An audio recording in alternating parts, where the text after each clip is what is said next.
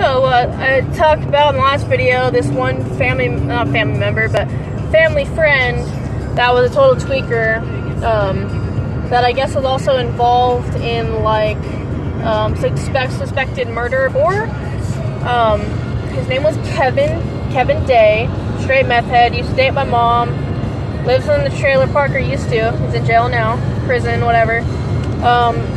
He used to just be like the go-to person to get drugs from, mainly meth, because what he did.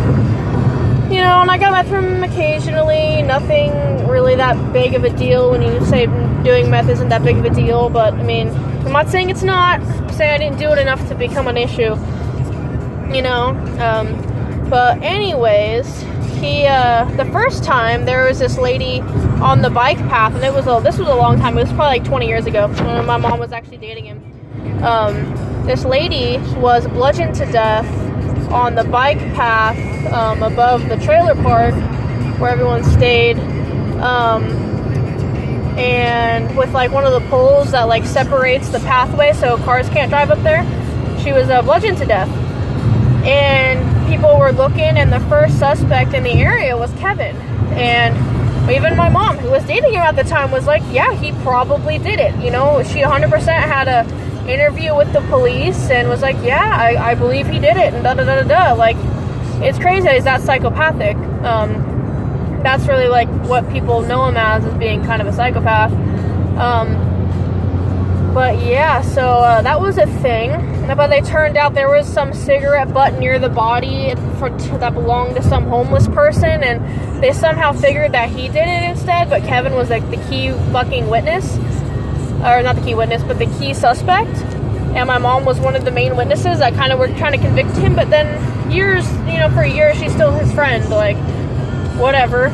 You know, like, I don't really understand that, but I guess he used to beat up hookers, like, rob them and take their drugs and kick him out on the side of the road on, like, Port Chicago or, like, really desolate highways.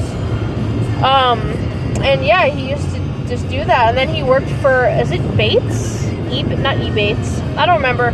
But it was some, like, thing where they picked up dead bodies and they would transport it. And I remember when I was younger, because he showed me like the van with like the freezer van with like the dead bodies in it, and I thought it was cool, because my mom used to take me to cemeteries and we'd look for her dead friend and a bunch of weird shit. We'd see spirits and auras supposedly, or she did, but she was also on meth, so there's that. But yeah, so he used to show us his van, I guess a couple times. He joked about how he could kill someone and put him in the freezer and no one would know. They could cremate him or something. I guess he used to take my mom to the actual crematorium and like the funeral home or whatever. And supposedly they used to see shit, but she was like, then again, I was on drugs, so who knows. But I mean, I wouldn't doubt it to a degree with all the energy that's there. But where am I going with that? So yeah, creepy motherfucker, semi-psychopathic, and but his recent thing where he's in jail is because he shot this dude in the legs, I guess both legs, because he thought he was supposedly gonna harm him and his pit bull. Which I guess I can see protecting your dog, but I would have just left. It's not like I'm not saying he's like fit or anything, but not able-bodied to get his dog and fucking leave. Unless the other dude had a gun, but you really don't know, because he shot him in the legs and left, and supposedly his tweaker-ass girlfriend, or whatever, came back and shot him in the head so Kevin wouldn't get in trouble, which I don't know how that makes sense.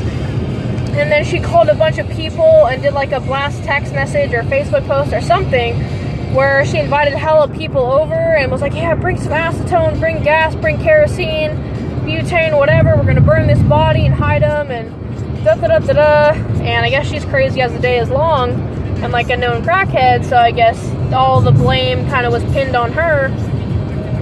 But long story short, he has like 5 more years and my mom still talks to him for some reason. But it's just like, you see where drugs get you? Like, whether he's innocent or totally fucking guilty, like, do you see the situations people like that get in? Other people are dead, other people have strokes, other people are just fucking fried for life. I mean, drugs do not get you anywhere. Like, they fucked up, my mom Tammy's life. She's like a fucking child and she still lives in a trailer park. I mean, supposedly she's comfortable, but she's obviously fucking done fried. She doesn't really have many emotions, and she's really spacey behind the eyes if you talk to her for too long. like longer than a couple minutes. She just doesn't register anymore. You know, it killed my grandma because she was on so many prescription medicines that she thought was okay, and she had heart failure. Everyone in my family literally has died of either a drug overdose or heart failure. You know, so everybody from on my grandpa's side, my grandma's side, everyone's been fucking crazy or an alcoholic, and it's just like I had my own issues with that, and I have overcome it. You know, I don't have the wants to do it, but I know that that's not something I could ever do socially like some normal people do. You know, it's just not. It used to be very interesting to me. It used to be a big part of my life. Like I need to feel a certain substance or a certain way every day just to feel like myself. But that's when I honestly didn't even know myself. You know, so just like doing drugs does not get you anywhere. It's got me 5150. I mean, it got me SSI, but that looks fucking terrible on your record, so that really didn't get me anything or anywhere. Hey, drugs really don't get you anywhere. And that's what I wish I could tell my brother, who's now just like 14, about to be 15. You know, he thinks it's cool, and I get the mentality where you think it's cool, but it's not.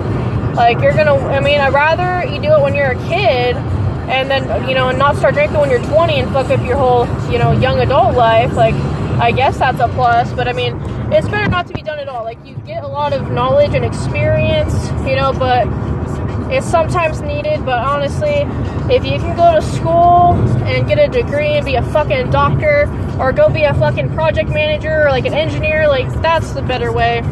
Like, fuck life experience. Like, nowadays you're probably going to be sitting behind a computer, or you're going to want to be.